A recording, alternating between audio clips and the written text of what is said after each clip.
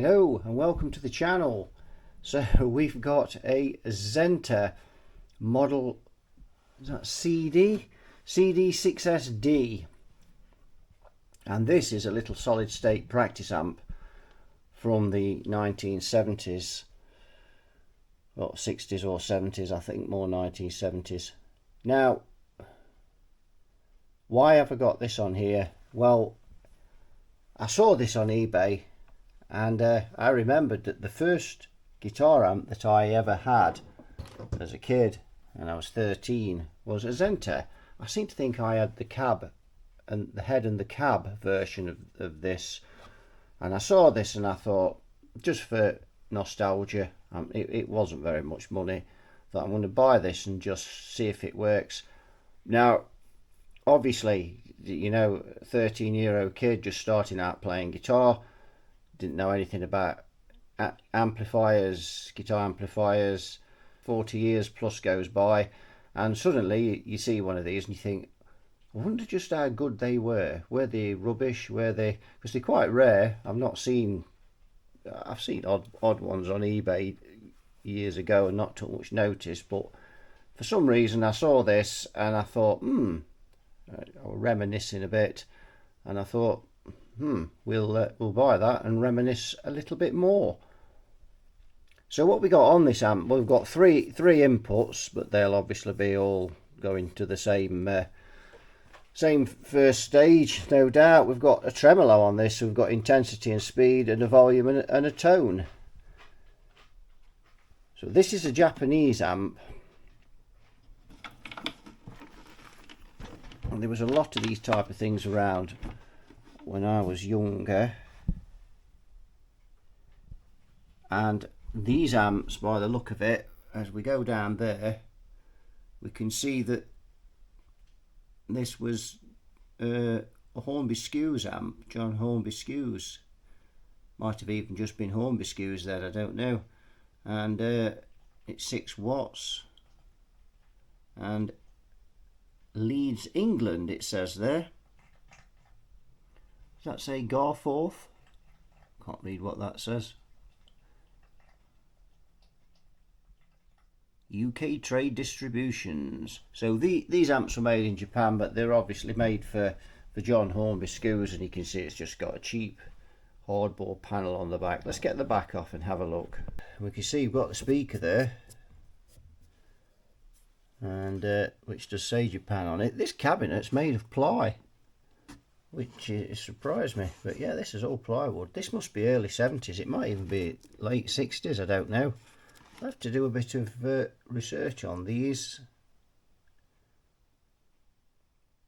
So if we look up inside there, we can see the gubbins. We can, and again looking inside amps, it's lacking a bit of light, but we can see the gubbins in there.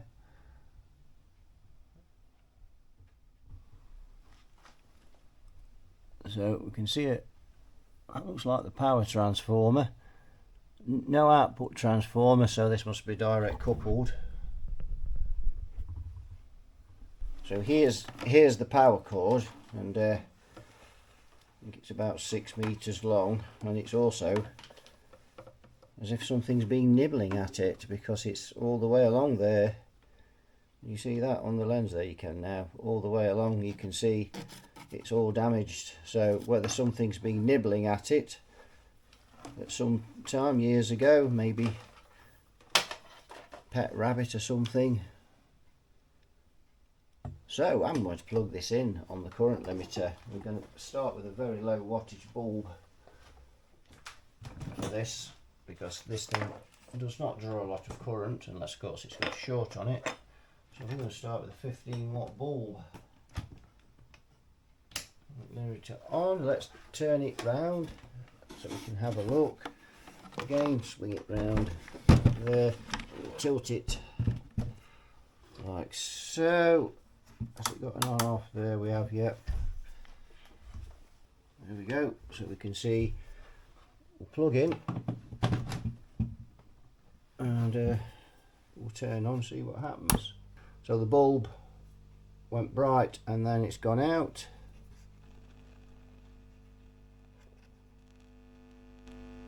you know, I get so used to working on valve and tube stuff. I was just about to say we've just got to wait for it to warm up, and then I realised solid state.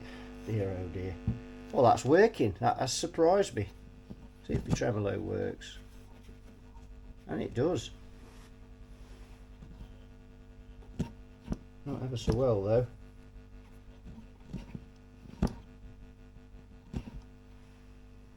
Ew. Well, it works.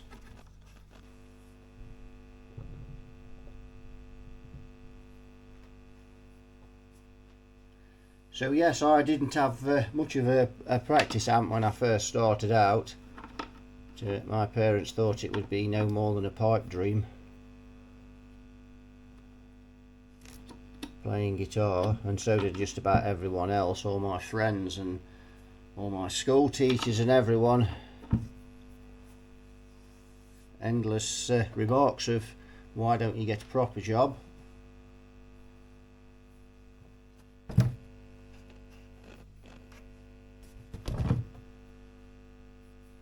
Right, let's get a guitar plugged into it. I'm intrigued. I think my second amp, if I remember, was a Norman, and I think it was one of those Norman PAs. Probably some of you will remember those.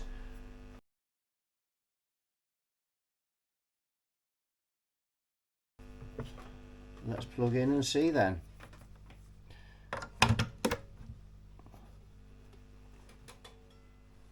Let's see if we've got anything.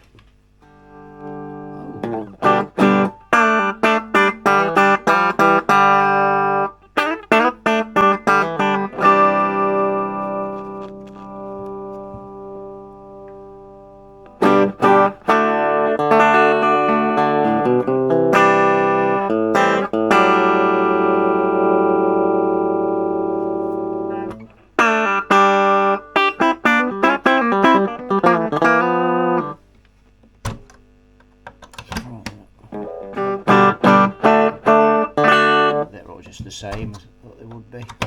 Wow, that's stiff. Not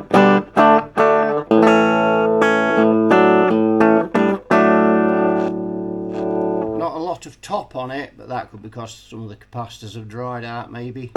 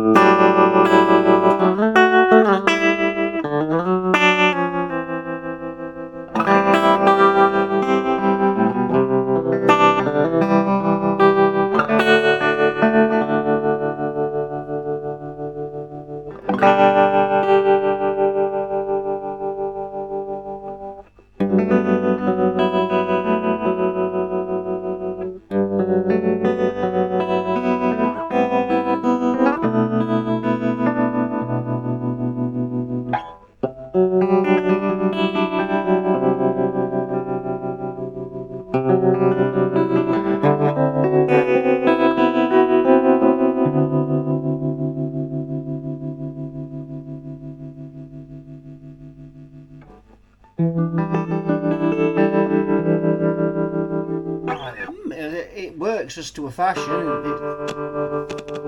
needs some of the pots cleaning and things, and I must admit it is lacking some top. Maybe that's how they were.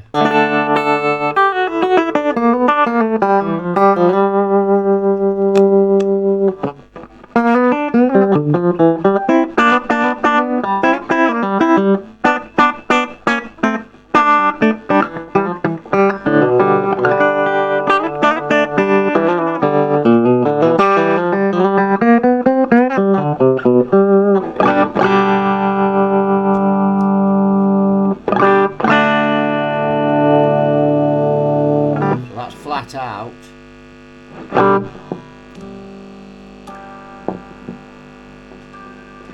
If the light's reflecting it.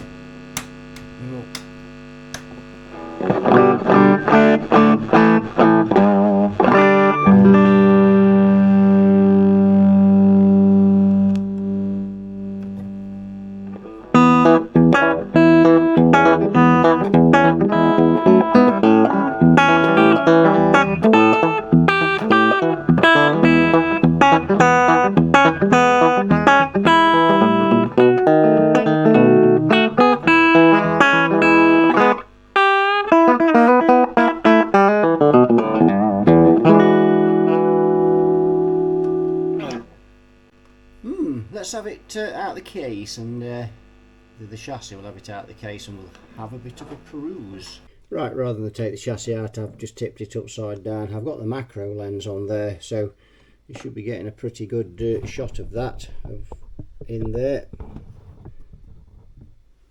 So you can see we've got the output transistors here.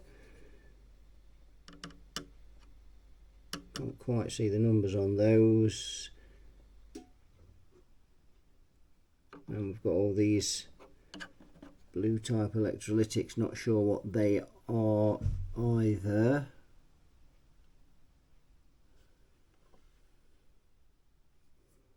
Might be able to see the names on those when we play the video back on here, with that being in so close. But yes, budget. Definitely budget. You can see if we just go back a shade. So look here at this insulator on the back here, how it's been done. That's proper budget. But it runs, I've got a feeling, and I don't know why, we've got this wire joined here, maybe, but maybe not, I don't know. It looks like it's had some work done on this pot. If we just go in and have a look, if it'll focus on that with this being in the way, but you see, looks like there's been a bit of soldering maybe done there, don't know. And then on this switch as well, so I don't know. So if we just, if we go back, you can see the way the power cord's held in there. That's definitely budget as well. On there, that's loose, so it'll need tightening up, the transformer, but nothing. That's nothing.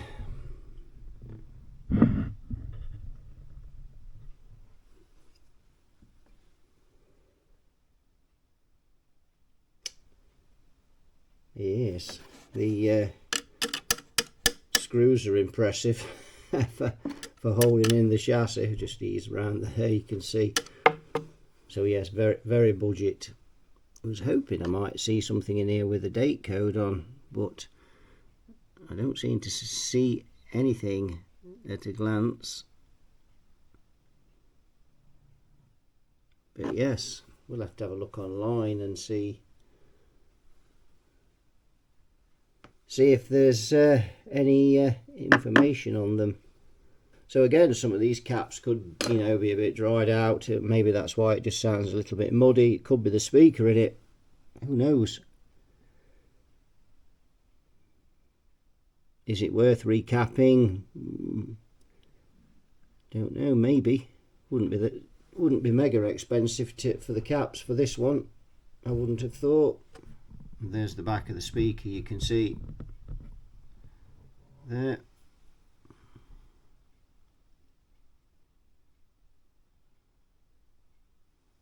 I mean, the thing runs okay, it's not noisy. I mean, it's a little noisy because it's a cheap amp, but it's not, you know, you wouldn't say the capacitors are the power capacitor at least. There's a dead spider there, a daddy long legs or something. He's long expired. Right, so there we go on that. I think we'll have it back in on the current limiter. There. So there's about 215 volts going into it with that 15-watt bulb. So I'll just put another 15 in there. Now that it is noisy, and of course another reason it's noisy with no guitar plugged in. These aren't switching jack sockets, so maybe we could just get rid of two of these and have one input.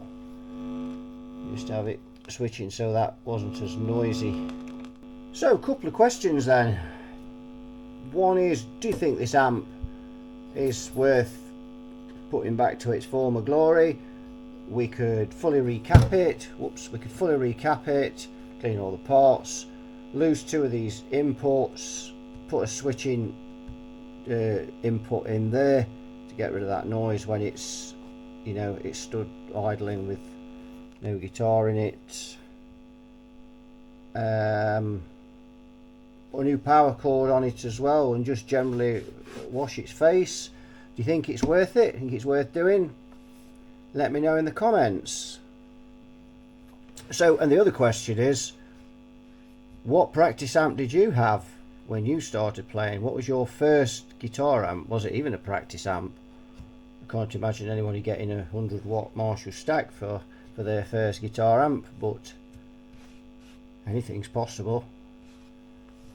So yeah, leave that in the comments. Leave it in the comments. Tell me what practice amp that you had when you started playing guitar. This is roughly what I had, but I think I had the amp and cab version. I'm almost certain I did. I know I had a Zenta amp, but I think mine was the amp and cab, which I'd quite like to get, to be fair, but yes, a result. Let's get the guitar back in it again and just have a bit of a blast again. Right, I've got my Fender Strat plugged into this amp, and this is in a different tuning.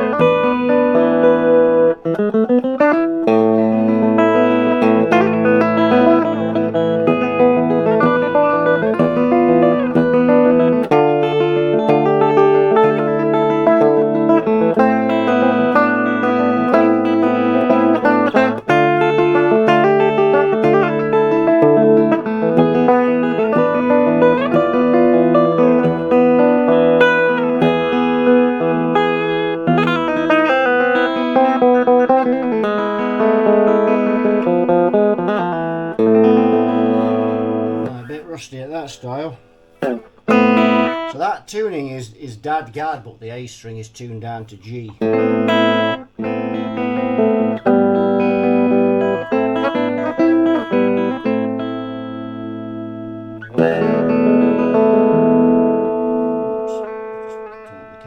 So I've got it capoed at the second fret.